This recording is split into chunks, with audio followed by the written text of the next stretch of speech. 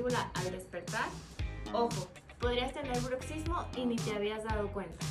El bruxismo es cuando aprietas o rechinas tus dientes sin querer, muchas veces mientras duermes. Puede parecer inofensivo, pero puede causar inflamación en las encías, desgaste dental, dolor de cuello y cara.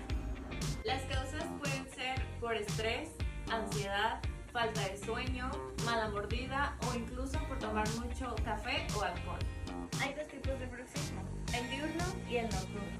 El diurno es cuando aprietas tus dientes despierto y el nocturno es mientras duermes y muchas veces ni te das cuenta. Se puede clasificar en leve, moderado y severo.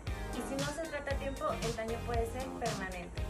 ¿Y cómo podemos mejorarlo? Pérdida dental, bajar el estrés con ejercicios o meditación, cuidar tus hábitos, tomar menos cafeína, mejorar tu postura, dormir bien, pero sobre todo acudir con tu dentista. Detectarlo a tiempo puede evitarte tratamientos costosos en un futuro. Así que si sientes que algo no está bien con tu mandíbula, tu cuerpo te está hablando y mejor agenda tu check-up dental sin costo al 8183 70 70 80. Con más de 30 años transformando sonrisas y mejorando tu calidad de vida. Solo en